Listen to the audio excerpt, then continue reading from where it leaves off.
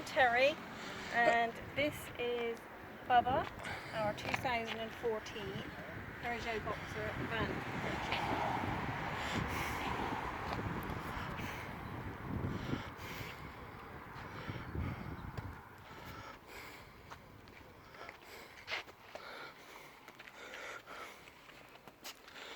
Yeah, so the van is a 2014 Peugeot Boxer.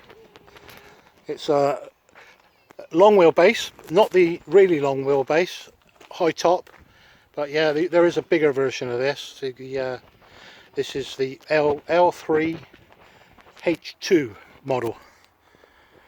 So we've had the van 3 years. Hi, I'm Wilf. So if we can have a look around the van.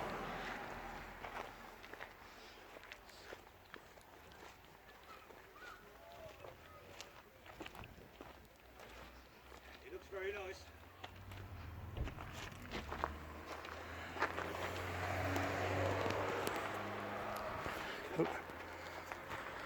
So we started to build the van, like I say, 2003.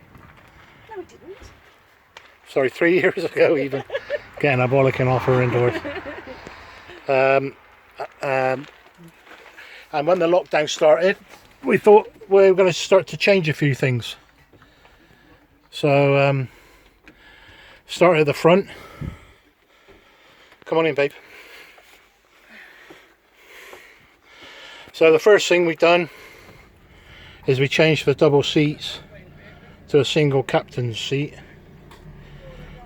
And to get the seat, we actually had to get it from Poland, which is a Polish van's driver's seat. Thank you. So, Have you just got it? no, we've had it 3 years. We've had it 3 years. Just finished building it. Lovely. Thank you. We keep talking about it, we go caravanning. Okay. So yeah, changed the seat. So we had to get this seat from Poland. Because if you buy a passenger seat in this country, it's all wrong. It's offset too much, so that's that. And we put on a set of leather seat covers. And then these are the original cupboards when we built the van. They're from B&Q. Just a basic cheap range, but we obviously painted the exteriors grey this time. So we got two cupboards up here. Kitchen cupboards here, Kitchen cupboards. and obviously a sink. We decided not to go with a hob and an oven. Just gives us a bit more worktop space. This cupboard is an original as well. This is a lockdown edition. Lift up flap. Again gives us just a little bit more space. The bench seats at the back were full length, so 6 foot long.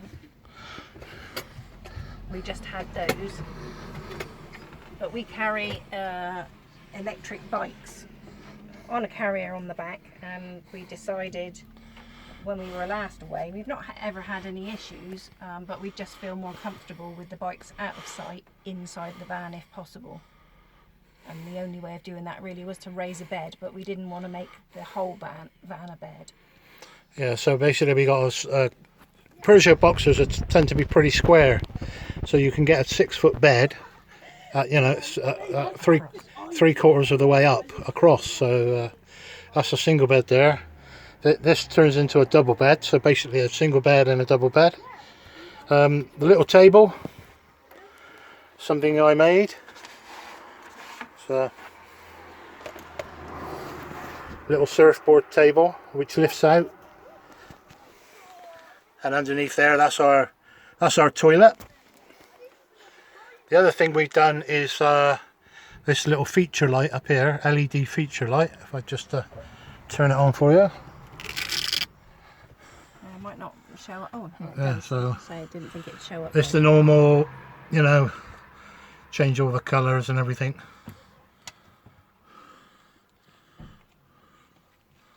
Yeah, so that's that. It's very nice when it's dark. It's our little collection of badges. We buy a badge for every country we visited. So you're starting to get a bit of a collection there. I'm ex-military, so obviously I collect British Legion badges, and these are just a few places we visited, a few plaques, and my old army regiment, again British Legion stuff. And another addition during the lockdown is we built these extra 2 cupboards on this side. Yeah, we used to keep the clothes underneath the seats in boxes, which worked, but it was a bit of a pain in the bum if you suddenly decided you wanted to change a t-shirt after to dismantle all the cupboards, seating to get to the cupboards. So we decided to put these in. Cuts down a little bit on the light, I suppose, but not really a problem for us. The other thing we found was it was quite dark in here, so I put this additional light in. This is just a light from B&Q, which was originally mains voltage. Changed it to 12 volts, and it's like a spot lamp, and basically you can use it over the whole van. So it's very good. Extra USB ports, because we found out that there weren't enough, so I put 3 more in the back, and there's an extra one in the cab. Actually in the boot there's 2, so we're alright for USB ports now. So it's all on switches, so you can turn them on and off when you want to use them. Yeah, we added the curtains. Oh yeah, blackout curtains. Curtains to go across here if we like wild camping. We're not too much for campsites, so if we need to stay in a car park somewhere, we'll pull the curtains across. We do have the Remis blinds in the front as well. Yeah, fitted them last year. Bit of a job, and they are expensive, but they are brilliant. The old, there we go, blocks out there. It's what you see on most of the modern, top of the range camper vans. Work out about 500 quid for a set. So there we go, that's for them. So new leather seat covers.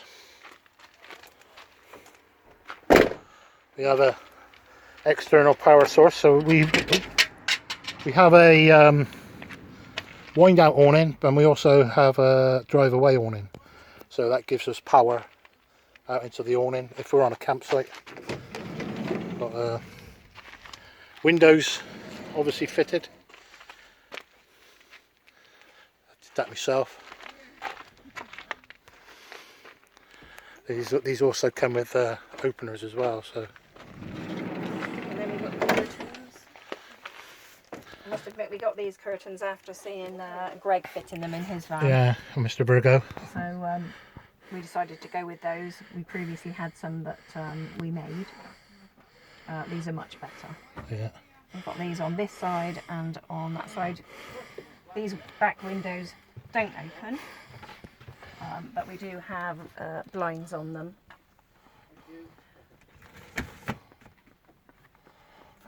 For an evening. Although with the tinted windows, obviously during the day you can't see in, but at night with lights on you can see in here clearly. So hence the blinds.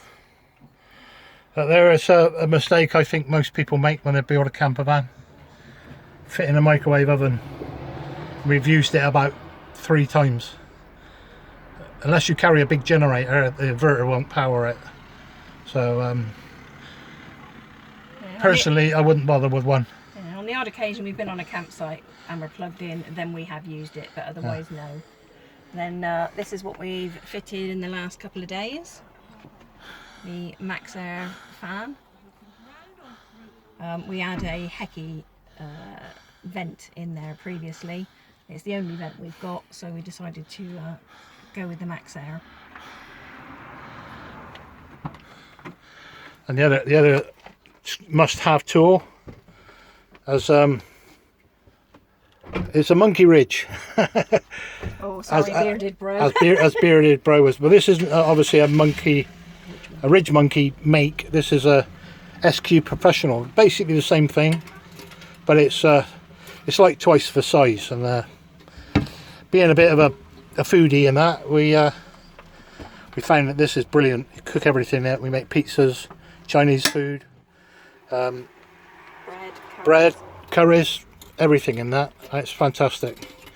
The only thing you got to do, the worst thing about it, well, not the worst, but the main thing is you got to cook it on low temperatures. Don't try and have it too high. Yeah, you can't rush it. But then you can't rush a good thing anyway, can you? No. But what else have we got? Like I said, we got TV. Oh yeah, we have a TV, which the TV used to be over in this corner, but I've put it up there now. But that's basically when the grandbabies come. They like to watch our Peppa Pig or whatever. And the other thing I put in recently is, and everybody's doing it. Oh, sorry, crap camera work. It's the old Chinese heater. There's the controller there. So we love that. It works. We've only been out once and used it, but then obviously the lockdown came, so we haven't really give it a good test. But yeah, this is our van. We love it to bits. And unfortunately, the way things are, we should literally have just been coming back from a 6 weeks tour in Europe, but obviously had to cancel it. And we were due in a week's time to go back to Belgium. Yeah, well, also that would have been motorbike camping, because I do like to get on the old motorbike as well. So it's with our British Legion colleagues. As for travelling abroad, we tend to spend a hell of a lot of time in Belgium and northern France. Like to do the old battlefield tours, World War One stuff. So find it very interesting. As well as meeting up with friends for a few beers and some decent food and good company. This is it. Anyway, we'll have to say goodbye now, because the old battery's flashing at me. I'm sorry about the noise and the people chatting, but and the dodgy camera work. And the crap camera work. But this is all new to me, so we'll go from there.